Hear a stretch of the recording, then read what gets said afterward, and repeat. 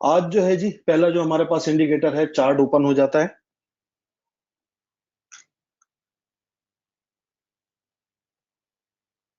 Indicator के column में जाएंगे, सर्च बार में लिखेंगे बीबी।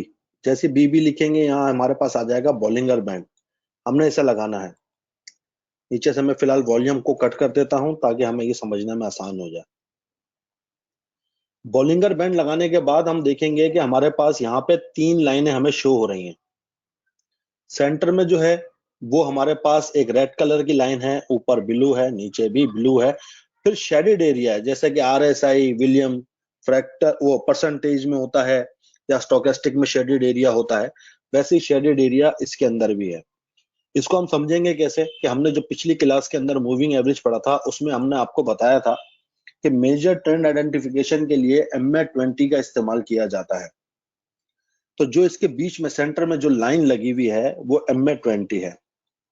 MA20 अगर हम अकेले लगाते हैं तो हमें पता ये चलेगा कि ये MA20 से ऊपर की इसने क्लोजिंग दी है, लेकिन अब ये ऊपर कहां तक जाएगा, वो कहां तक से मुराद कहा है कि ये वो जो उसकी अपर लाइन है वो वहां जाके रेजिस्ट कर सकता है।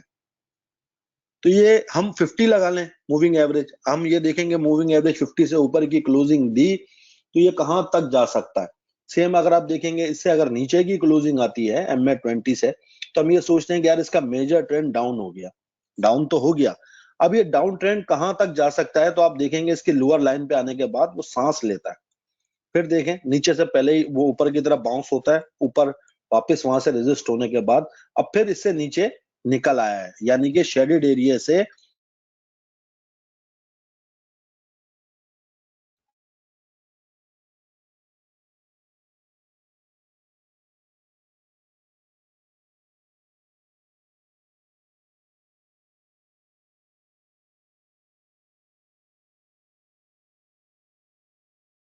सर आवाज नहीं आ रही आपकी।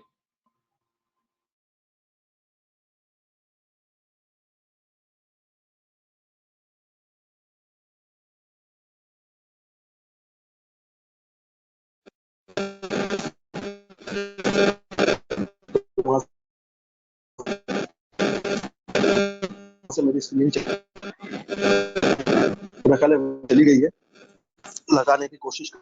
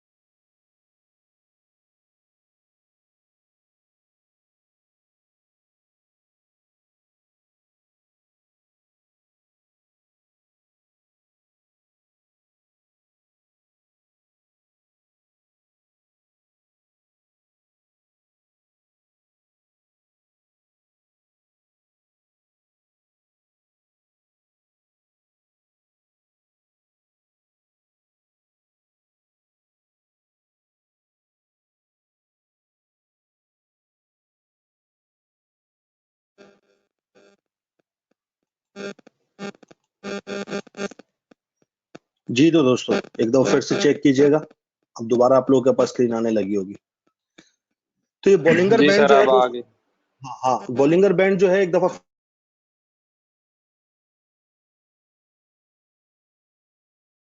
लाइन थी जो हमें ये बताती थी कि इससे ऊपर की क्लोजिंग है, इससे नीचे की क्लोजिंग, तो ये कहां तक परफॉर्म कर सकता है। इसके अंदर हमें ये तमाम चीजें बताई जाती है कि अगर इससे नीचे चला जाता है तो कहां तक जाएगा, और इससे ऊपर चला जाता है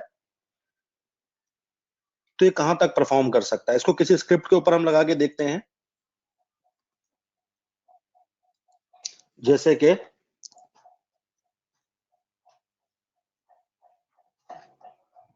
TRG।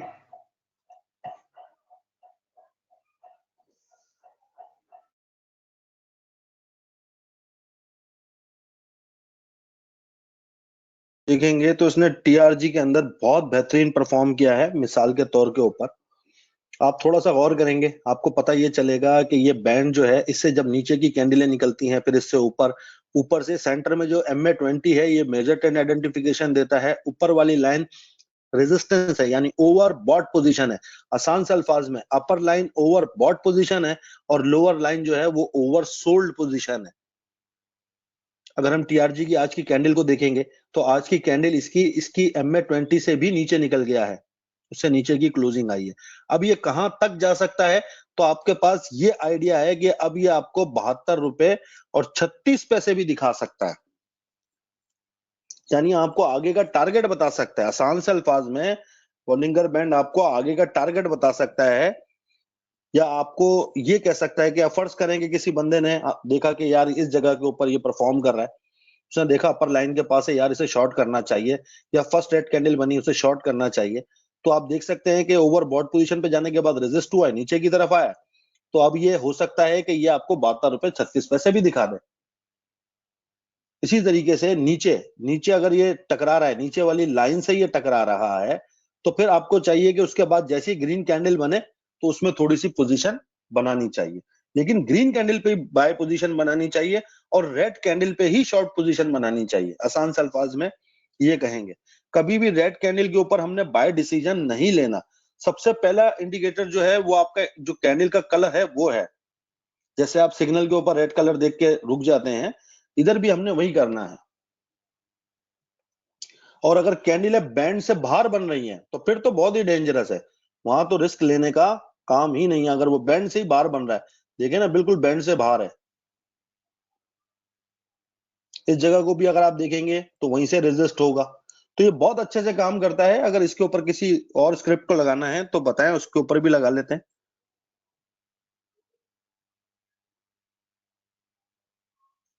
सर सरल पे लगाएं जरा। सर जी जी। सर सर सरल पे लगाएं। ये बॉलिंजर बैंड जो है ना 1 मिनट के टाइम फ्रेम में बताता है। हाँ बिल्कुल, आप शार्प होंगे ना यार, आपको इसलिए देखिए, हर कोई अपने हिसाब से, कोई हल्के भागता है, कोई तेज भागता है, हर किसी ने अपने अपने हिसाब से चलना है। अच्छा, इसमें इंपॉर्टेंट चीज है, पता है क्या है, इसमें ये एरियाज, ये जो जहां पे बैंड सुकड़ रहा है आपस में, अच्छा आप एक चीज गौर कीजिएगा, जब भी ये सुकड़ेगा तो एक तो साइडवेज का एरिया है, फिर उसके बाद ये ब्लास्ट की सूरत इख्तियार करेगा, यानी आगे से मुंह खोलेगा। अगर नीचे की तरफ खोलता है वो, तो डाउन ट्रेंड है मजीद, यानी कि इससे अगर नीचे है उसकी कैंडल्स, तो आपको पता चलेगा कि यार नीचे की तरफ ये जाएगा। अच्छा, जितना डिस्टेंस होगा, ये देख रहे हैं फासला, देखें कुछ जगह के ऊपर कितना फासला है।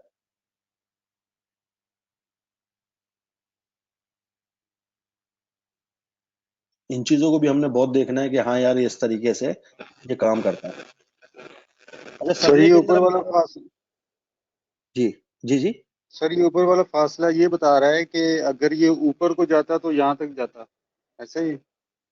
बिल्कुल बिल्कुल, अगर यहाँ से एक तो जब फासला बढ़ जाता है तो ट्रेंड चेंजिंग साइन भी हो जाता है। जब हद से ज्यादा फासला बढ़ जाएगा, और पिछले आपको मूविंग एवरेज के अंदर बताया कि ये लाइन इस कैंडल से ज्यादा दूर नहीं रह सकती, ये वापस इसे खींचती है, अगर ज्यादा दूरी पे जाएगा ये इसे वापस खींचेगा, फिर जाएगा दूर, ये फिर खींचेगा इसको। तो जो मूविंग एवरेज है वो कैंडल्स को अपनी तरफ खींचती है, अगर ऊपर ज्यादा बनेंगी तो भी खींचेगा और नीचे ज्यादा बनेंगी तो भी उसे अपनी तरफ वो खींचेगा। सरले सर के अंदर आपने आप लोग, सर आपने जी जी बताया जब ये सर नैरो हो जाएगा तो इसका मतलब है सर ये साइडवेज है, ठीक है सर। जी। और सर जब ये बिल्कुल ही इसका मतलब ये जो एक वाइड हो जाएगा सर, ऊपर वाला ऊपर और नीचे वाला नीचे हो जाएगा, तो वो हमें क्या बताता है सर? ट्रेंड स्ट्रांग है, स्ट्रेंथ है उसमें, मजबूत ट्रेंड है, ठीक तो आगे उसे कंटिन्यू कर सकता है। ठीक। सर इसकी ऑलरेडी 4-5 वेव्स बन गई हैं, तो अब ये फिर ऊपर का ट्रेंड चलाएगा या फिर अभी भी नीचे ही जाएगा? हाँ लेकिन करीब है, अगर जैसे 98 रुपए 56 पैसे, ये इसकी एक बहुत अच्छी प्राइस बनेगी। हम ये तो देख रहे हैं कि इंडेक्स जो है वो 2 दिन से 3 दिन से जो नेगेटिव हो रहा है, लेकिन हम ये देख रहे हैं कि उसके अंदर फ्रेश बाय पोजीशन भी मजीद बनती जाएगी अब, क्योंकि इंडेक्स जो है तकरीबन कुछ 31 के करीब तो उसका RSI पहुंच गया है। तो अगर हम 30 के से कम के इंडेक्स के ऊपर किसी चीज को बाय करते हैं, यानी लॉन्ग टर्म इन्वेस्टमेंट करने का टाइम ही 30 से नीचे का RSI होना चाहिए इंडेक्स का।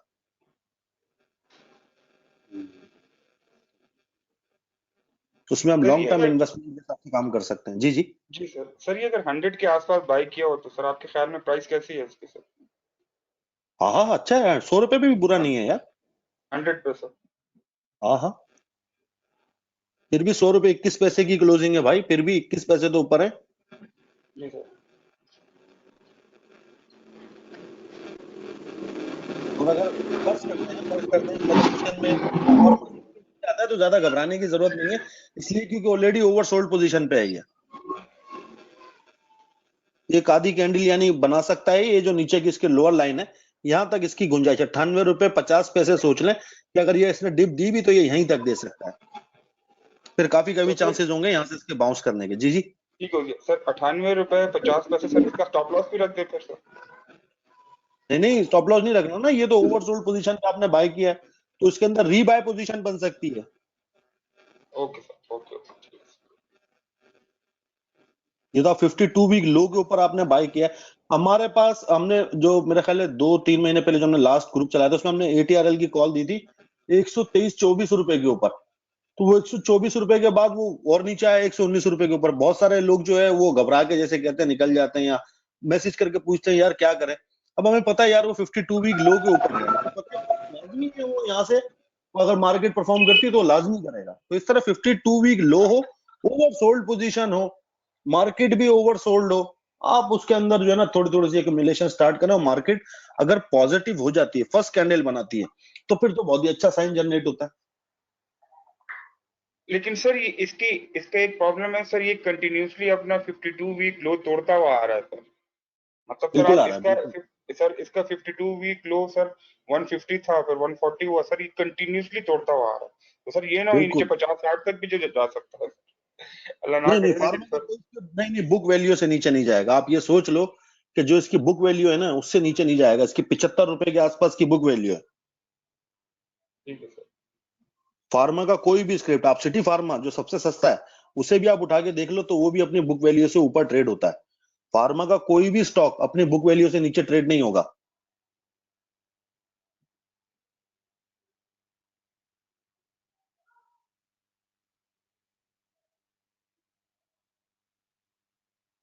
सर 70 लेकिन 80 तक तो आएगा ये। मुश्किल है यार, वैसे तो मुश्किल है, यहीं घूम रहा है अभी तो। देखते हैं, अभी तो 98 रुपए 50 पैसे है कि अगर यहां तक आता इसका है तो तो यहां ये से है एक कि रेशियो जो है ना वो बढ़ गई है इसकी, ये कंफ्यूजन है। देखे ना, यहां से आके यहां तक आ सकता है, वो यहां से बाउंस कर सकता है। अच्छा, अगर आप चाहते हैं इस बॉलिंगर बैंड को कि आप यार नीचे वाली लाइन की भी एक प्राइस लाइन ओपन हो जाए और ऊपर वाली लाइन की भी हो जाए, तो वो भी पॉसिबल है।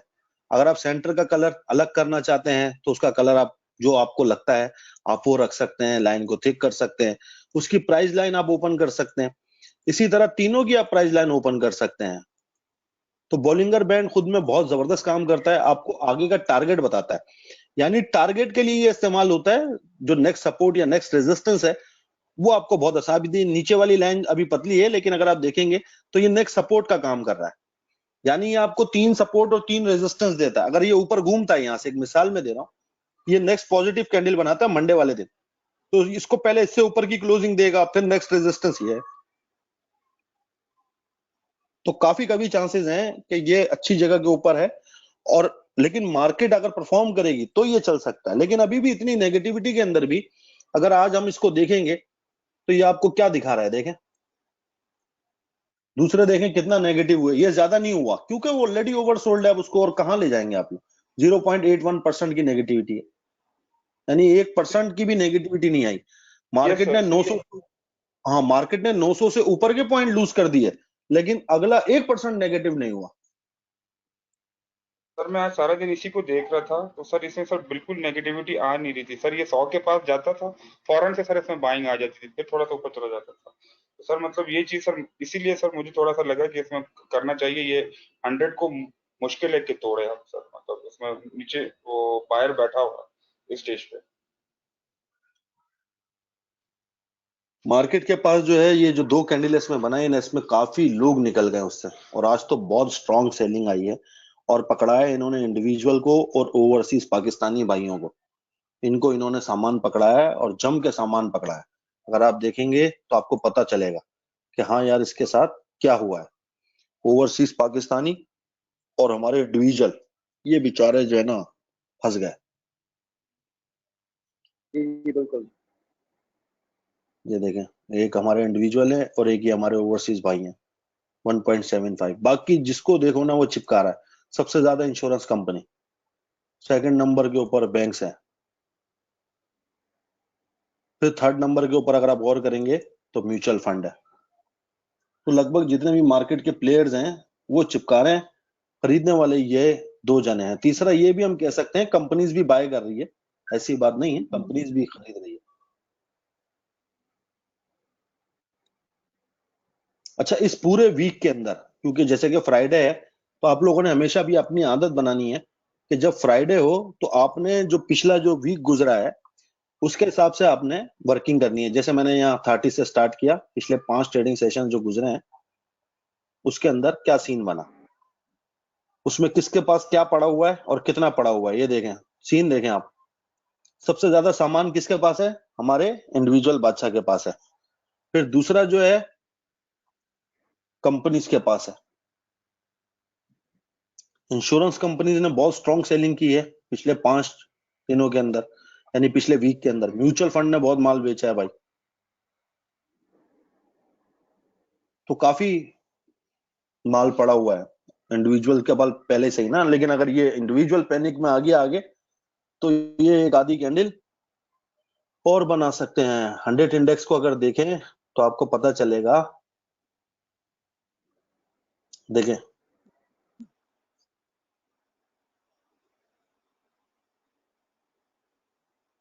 और जो आपके इंडिकेटर्स ने आपको बताया, आप लोग इंडिकेटर्स की क्लास ले रहे हैं, आप लोग एक लम्हे के लिए खुद सोचेंगे कि यार देखें उसने कितनी, अगर उसकी मानते आप तो ये नेक्स्ट जो आज की जो नेगेटिविटी थी वो नहीं आती या शॉर्ट सेल की तरफ जाते।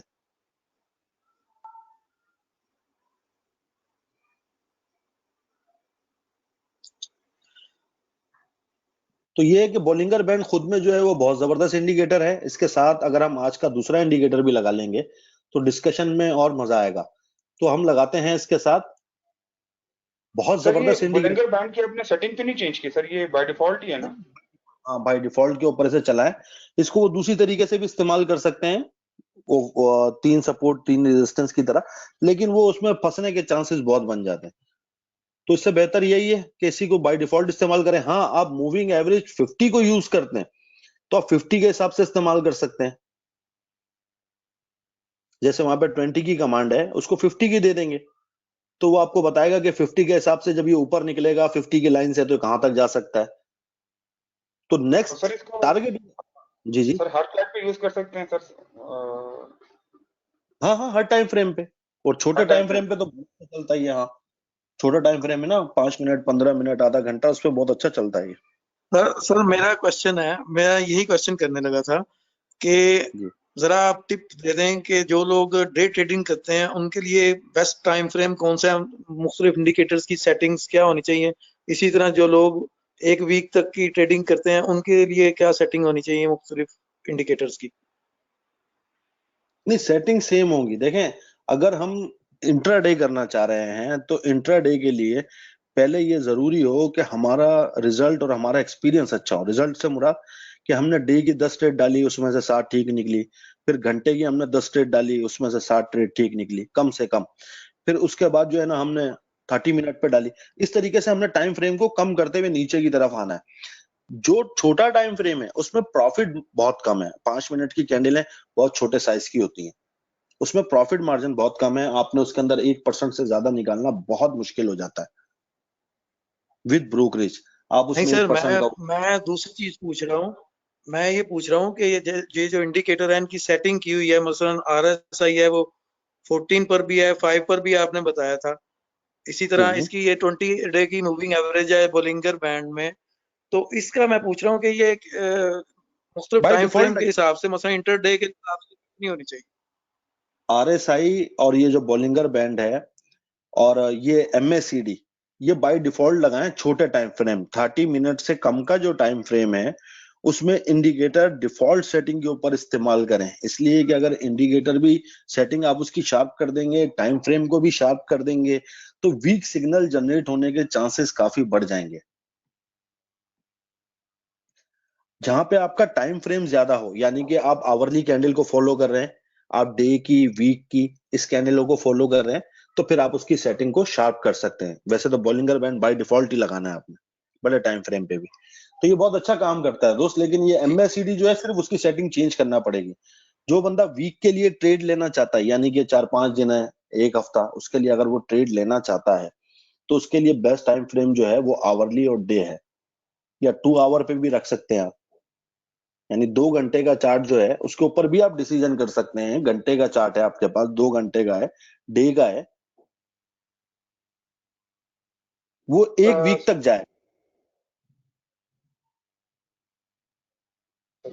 जी सर। सर एक चीज पूछनी थी, अगर आपने सर आवरली पे कोई ट्रेड ली है सर, वो उसकी परफॉर्मेंस अच्छी होगी सर, उसको आप सर डे पे शिफ्ट कर सकते हैं कि फिर आप उसको हाँ डे पे बिल्कुल देख कर सकते सकते हैं, बिल्कुल कर सकते हैं। तो वो अच्छा हो जाएगा कि अगर अगर आप देख रहे हैं मजीद ऊपर जा रहा है, तो उसको डे पे कन्वर्ट करें, वो और अच्छा हो जाएगा। लेकिन उसमें स्टॉप लॉस का आपका साइज बड़ा हो जाएगा, स्टॉप लॉस का, क्योंकि आवरली का स्टॉप लॉस भी छोटा है। जी सर। अच्छा सर, एक और क्वेश्चन है। मैं जी जी। ग्रुप में भी डाला था कि अनफॉर्चुनेटली मेरा जो आज काफी लॉस में चला गया। मैं तकरीबन 21 स्क्रिप्ट मैंने बाई किए हुए थे, और वो सब जो है वो 5% से लेकर 10% तक के लॉस में चले गए। तो अब ये आपके तजर्बे के हिसाब से क्या करना चाहिए? वेट करना चाहिए हफ्ता 2 हफ्ता, या लेगा ये, या लॉस ही बर्दाश्त करें? नहीं नहीं, वेट करना चाहिए ना। अब इतना आप एक तो 21 स्क्रिप्ट लेके बैठे हैं, और उसमें आप कह रहे हैं किसी में 5%, किसी में 10% है, तो ये तो काफी लॉस बन जाता है ना। कभी भी नुकसान में चीज को नहीं बेचना, हमने ये बात याद रखनी है। हमने इंतजार कर लेना है। अगर हम कहीं अटक गए हैं, फंस गए हैं, तो हमने इंतजार करना है, नुकसान को बुक नहीं करना है कहीं पर भी। लेकिन सर अगर ये डाउन ट्रेंड खुदा ना खासा चलता रहता है तो वो नुकसान तो बढ़ता जाएगा। हाँ, तो वो तो देखे ना, हम तो पहले से हमने चैनल पे भी बताया, पिछली क्लासेस के अंदर भी कहा कि भाई अगर किसी ने कोई चीज बाय कर रखी है तो उसे बेचें करके। हम तो कहते हुए आ रहे हैं, आप लोग देख भी रहे हैं। लेकिन मसला ये है कि आप अभी इतने एक्सपर्ट नहीं हुए ना कि उसको फौरन काट के अपने डिसीजन को चेंज कर सके। अब जहां पे ये नेगेटिविटी आपको दिख रही है, या बता रहे हैं इंडिकेटर, वहीं से अपने डिसीजन को अगर आप शॉर्ट में लाते ना, इन्हीं 21 को मारते शॉर्ट, तो ऐसे मजे आने थे कि याद रखते थे। लेकिन मसला ये कि अभी तो बिगनर है ना, अब इससे आहिस्ता आहिस्ता निकलने की सोचें। लेकिन नुकसान में मत बेचिएगा इतनी ज्यादा, क्योंकि 30 के करीब है इंडेक्स का RSI ना। अगर इस RSI के ऊपर हम आपको कहें यार 31 अभी के वो ऊपर टोटल देखें। लॉस शो कर रहा है 2,30,000। जी जी, बस देखें, या तो लॉस बुक करेंगे या तो इंतजार करेंगे, दोनों में से एक काम करना है, अब जो आपको सहूलत हो।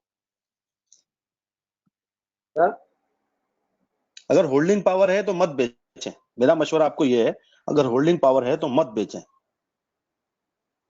सर अगर ये इन बाइक का जो नुकसान हो रहा ठीक है है तो सर, लेकिन सवाल का मकसद ये था कि आपके तजर्बे की रूह से इसमें कितना टाइम लग सकता है? मसलन महीना, 2 महीने, या 2-3 वीक्स की बात होती है? नहीं नहीं, इतना लंबी चौड़ी कहानी नहीं है भाई। अभी तो 4 दिन की नेगेटिविटी आई है यार, 4 दिन के अंदर ये इतना नीचे आया है। अगर आप फर्ज करें कि ये इसमें एक कैंडल और बनती, क्योंकि इसने, अगर पिछली चाल देखेंगे ना इसकी, तो यहाँ पे देखें, इसने नेगेटिविटी जब आई इसके अंदर तो इसने 5 कैंडलें बनाई। ये कैंडल नेगेटिव नहीं है, ये जो ऊपर बनी हुई है, इसने भी 38 पॉइंट गेन किए हैं। ये जो ऊपर बनी हुई है ना, इस पे 38 पॉइंट गेन हुए हैं। ये रेड कैंडल तो है, लेकिन इसने गेन किए। इसके ये 3 कैंडल नेगेटिव बनी है। अगर देखें तो 4 कैंडल एक ट्रेंड की बनती हैं, 4 से 5।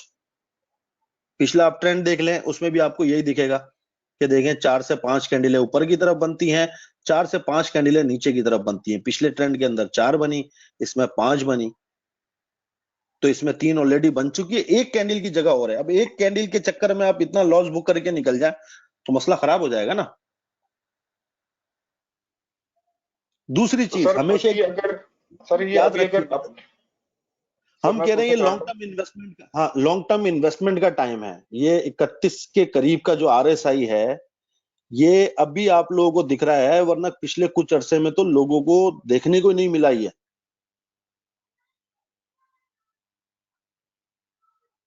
आप लोग बहुत लकी हैं कि इस टाइम के ऊपर अब असल में बिगिनर्स का जो है ना एंट्री का टाइम यही होना चाहिए मेरे हिसाब से।